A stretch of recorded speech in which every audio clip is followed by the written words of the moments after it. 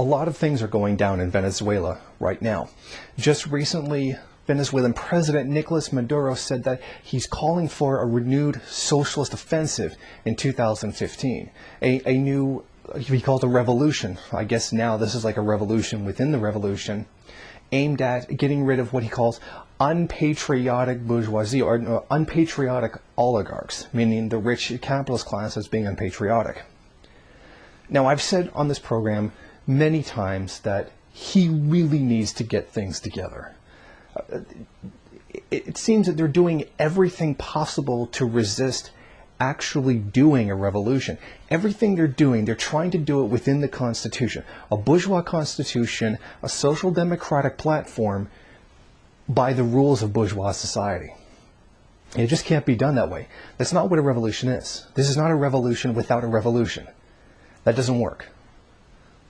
That's just, it doesn't work. If that was true, then, you know, nice, peaceful change would be successful. And thus far, that's absolutely failing. Hugo Chavez got a whole bunch of it through really fast. Everybody got up and excited, but look how long it has dragged on. This should have been over by now. Okay, this phase should have been done a long time ago. The bourgeoisie should already have been squashed. The state should already be running everything. But it's not. They keep trying to do everything within this bloody framework of bourgeois parliamentarism. And it's costing them big time. Right now, the U.S. has just approved a bunch of new sanctions to be placed against the country. Economic sabotage by right-wing forces backed by the United States government has caused unending amounts of damage. To say nothing of the recent, dramatic drop in the price of oil. Venezuela's whole big thing is that it's a petroleum exporting country. And when you have such a tremendous drop, it hurts their profits a lot. And even some of the biggest oil giants in the world, BP and whatnot, they're cutting back on their workforce, laying off thousands of people just because of the decrease in oil price. So we can imagine how much is probably hurting someone as small as the Venezuelan state oil company. It's probably hurting them a great deal. But at no point is Venezuela stepping up and taking radical revolutionary action. Maduro keeps coming out with more fiscal policies to combat some of the economic offensive that's being carried out by the bourgeois, and some carried out by the United States government and its allies. But he's only trying to counteract things that are being thrown at them. He's not stopping them. He's putting a band-aid on a knife wound. He's not getting in there, stitching it shut, and then doing something about the force that keeps causing the cut. He's not taking radical revolutionary action. And this is what has caused all this to go on. This is what has allowed a lot of people to end up killed in violence in the streets, because he hasn't rolled in and just stopped these people once and for all. He hasn't carried on a revolution. He's carried on a social democratic platform. Now, these words about calling for a renewed, revolution towards socialism in 2015, this speaks of a lot of rhetoric of maybe finally doing that and stepping in and taking charge. But from what we've seen in the past, we know this is very unlikely. I mean, I want him to do this. I want him to get it done. Squash the enemy. Bring revolution. But he's not doing it. Now, in fairness to Maduro, I would like to give the exact words that he gave. We must pursue the construction of the new state more vigorously. We are talking about Comandante Hugo Chavez's demand that we lead a revolution within the revolution to replace the old bourgeois state with a people's state. We are planning the hard currency budget for 2015 as much as we can. However, now the risk indicators for Venezuela are high, higher than countries that are at war or where Ebola is spreading. We have twice the risk they have. Is it because of natural forces? It is a political maneuver aimed at blocking access to credit. There are people conspiring from within, and I am sure that when this constitutional and democratic offensive is launched, the bourgeois will immediately come out and play the victim in front of the whole world, saying Maduro's dictatorship is after them.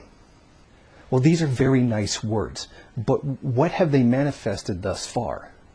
Well, we've heard stuff like this before. The socialist state should have already been built by now. It's been more than 10 years. This should have already been carried out, but they're too busy trying to do everything within a bourgeois democratic legal framework. And even some of his wording, it doesn't even make a lot of sense. Unpatriotic oligarchs. Oligarchs are not interested in patriotism. They're only interested in their own profits. To call them unpatriotic is meaningless. It seems like the statement is almost meant to whip up fear against them rather than a correct understanding of why they're there and what it is that they're doing. They're not, they are the bourgeois.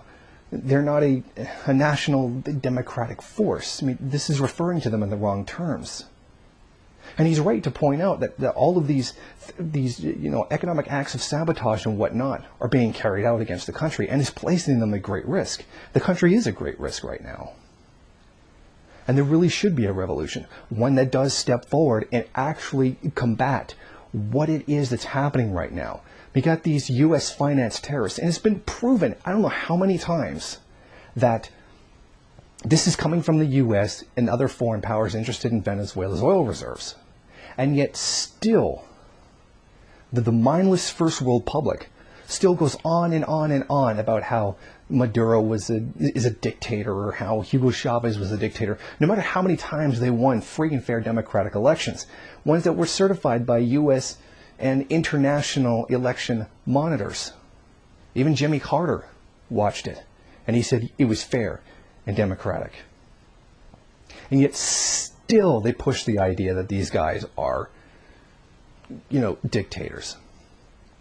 And the truth is, right now, Maduro has an extremely low approval rating, like a ridiculously low one. Oh, we're talking like George Bush levels around the end.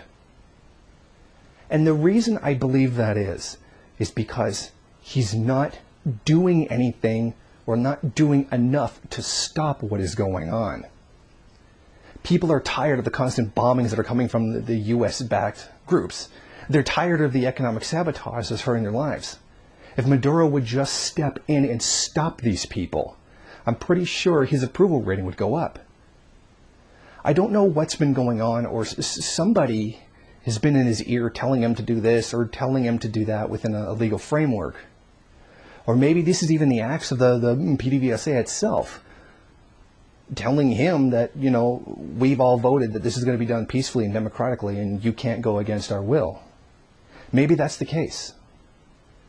If it is, then it's the party's fault itself. Venezuela doesn't act like a socialist country. It doesn't act like a revolutionary country. The people can. The people take to the streets. How many of the barrios have organized themselves with the state assistance, in all fairness? But they've revolutionized themselves. The people are more revolutionary than the actual government, what is supposed to be the vanguard party itself.